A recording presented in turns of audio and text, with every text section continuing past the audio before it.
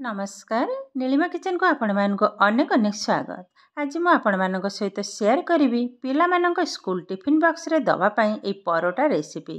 परोटा बनिबो एकदम सॉफ्ट आउ खाइबा को बहुत टेस्टी। तेबे भिडियोटी को स्किप न करी फुल देखंतो। आशा करूची भिडियोटी आपण मानक बहुत पसंद आसीबो। तेबे चलंतु ना आउ डेरी करबानी आरंभ करिबा आज रे मजेदार परोटा रेसिपी। परोटा तैयारी करिबा पई एठी मु गोटे कप अटा नेछि। ए अटाटा नॉर्मली हमर जो रोटी होय मु सेई अटाटा ही नेछि। पैकेट अटा आधेर मिसे नेबा स्वाद अनुसार लुण एवं गोटे टेबल स्पून चीनी पाउडर। ए पाउडरटा मु आगरु करिक रखिथिली। टिके माने टेळा हे जाइछि ताकू भांगी नेले पकई नेले।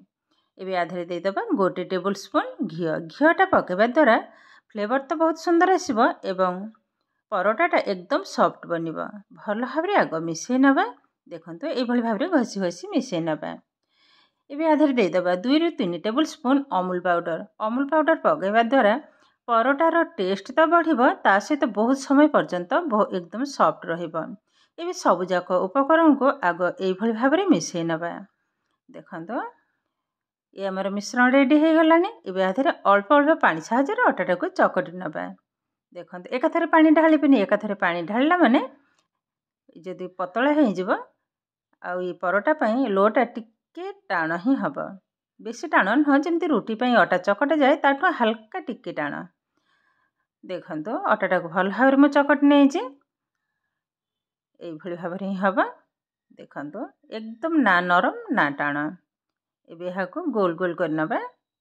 टिके बड़ साइज रे ही काटी नेबी। देखंतु टोटल 5 पीस हे जे। एबे सुंदर भाबरे गोल कर नबा आगो। एबे बेलिबा सुखिला अटा सहायरे बेली नबा।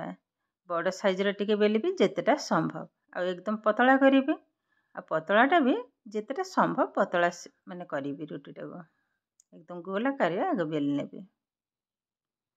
आई परोटाटा खाइबा को किंतु बहुत टेस्ट लगे। आमे तो विभिन्न प्रकार परोटा तैयारी करिके खाऊ जेमिति कि चीनी परोटा किंबा नड़िया परोटा। किंतु ए भली भाबरे थरे परोटा तैयारी करिबे देखिबे समस्त खाई करी बहुत खुशी हे जिवे। आ ये बहुत समय पर्यंत नरम रहइबो। देखंतु अटाटा को ए भली भाबरे पतला आकार बेली नै जे। एबे तैयारी करिबा मोड़ी नबा दी साइड रे। देखंतु गोटे साइड ए भली भाबरे मोड़ी नेली। आरो साइड टा को आ ऊपर रखि नबा। एबे तळ साइड रो सॉरी ऊपर साइड रो ए भली भाबरे टिके मोड़ी नेले एवं तळ साइड रो मोड़ी नबा। टिके हल्का टिके पानी आगर लगे नेबी तो भाजिला बेले आ फिटिबानी। हल्का टिके पानी लगे नउचे। बस एबे तळ साइड टा को ऊपर रखि नबा। हल्का टिके दाबी दबा। एबे बेली नबा। टिके आटा को लगे नेबे अल्प टिके। एबे भल भाबरे बेली नबा चारि कोड जका। टिके लंबा हबो ये परोटाटा माने चारि कोणिया तो करछि किंतु टिके लंबा आकार बेली नेबी। आ देखिबा को बहुत सुंदर लागिबो।